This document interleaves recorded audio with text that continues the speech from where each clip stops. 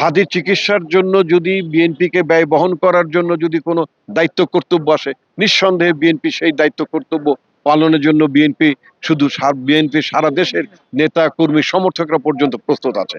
কিন্তু আমি মনে করি হাদি তো বাংলাদেশের সার্বভৌমত্ব একটা প্রতীক, তার চিকিৎসার দায়িত্ব সরকার নিয়েছে।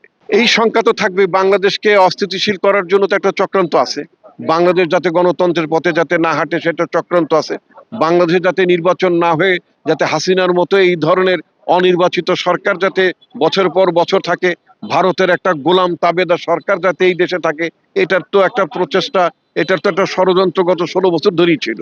সমস্যাটা হচ্ছে ওই ষড়যন্ত্রটা বাংলাদেশের জনগণ ভেঙে দিয়েছে। এটা কি? ও এটা কেন তুমি জানো না? ইলেকট্রা দিচ্ছে এক্সচেঞ্জ অফার। সুতরাং এই ষড়যন্ত্র যারা ভেঙে দিয়েছে তাদের বিরুদ্ধে তো ষড়যন্ত্রকারী মহলের আধিপত্যবাদী শক্তির তো একটা হামলার চেষ্টা থাকবেই, যারা বাংলাদেশকে নিজের পায়ে দাঁড়াতে দিতে চায় না।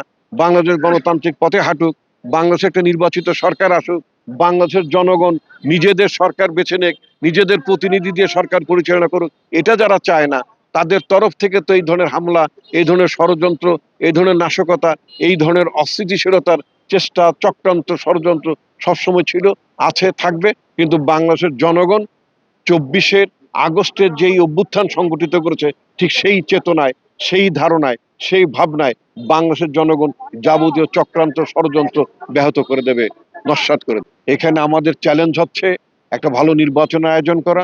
আমাদের চ্যালেঞ্জ হচ্ছে বাংলাদেশকে যারা অস্থিতিশীল করে তুলতে চায় তাদেরকে ব্যর্থ করে দেওয়া, এবং জনগণকে সাথে নিয়ে আমরা একটা সুন্দর নির্বাচন করতে চাই।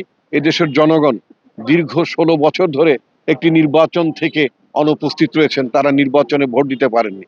ফলে বাংলাদেশের 16 বছর একটা স্বৈর শাসন জেঁকে বসেছিল, সেই স্বৈর শাসনের পতন ঘটিয়েছে অসংখ্য উসমান হাদির মতো তরুণেরা।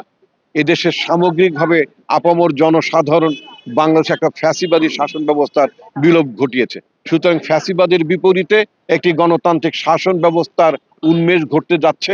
25শে ডিসেম্বর হচ্ছে তার সূচনা লগ্ন। তো স্বাধীনতা এবং বিজয় তখনই সংগত হয় যখন দেশে একটা গণতান্ত্রিক ধারাবাহিকতা থাকে। কিন্তু গণতান্ত্রিক ধারাবাহিকতা বাংলাদেশে দীর্ঘদিন যাবৎ ব্যাহত হয়েছিল। আগামী ফেব্রুয়ারি মাসে বাংলাদেশের জনগণ একটা নির্বাচনের প্রতীক্ষা করছে। এই নির্বাচন নিয়ে অনেক শঙ্কা ছিল, শঙ্কার মেঘ যে এখনো কেটে গেছে সেটাও বলা যাবে না। এর মধ্যে একজন নির্বাচনে প্রার্থী ইনকলাব মঞ্চের যিনি মুখপাত্র শরীফ ওসমান হাদি, তিনি আততায়ীর হামলায় তিনি আহত হয়েছেন, তিনি জীবন মৃত্যু সন্ধিক্ষণে আছেন। তার উন্নত চিকিৎসার জন্য সরকার তাকে বাইরে পাঠিয়েছে। আমরা তার দ্রুত সুস্থতা কামনা করি এবং আমরা আশা করব তিনি একজন জুলাই যোদ্ধা, তিনি বাংলাদেশের তরুণ সমাজের স্বপ্নের অন্যতম প্রতীক। তিনি সুস্থ হয়ে আমাদের মাঝে আবার ফিরে আসবেন এবং জুলাই চেতনাকে ধারণ করা এবং জুলাই চেতনাকে এগিয়ে নিয়ে যাওয়ার জন্য যে আমাদের যে আহ্বান সেটা আরো বেগবান হবে।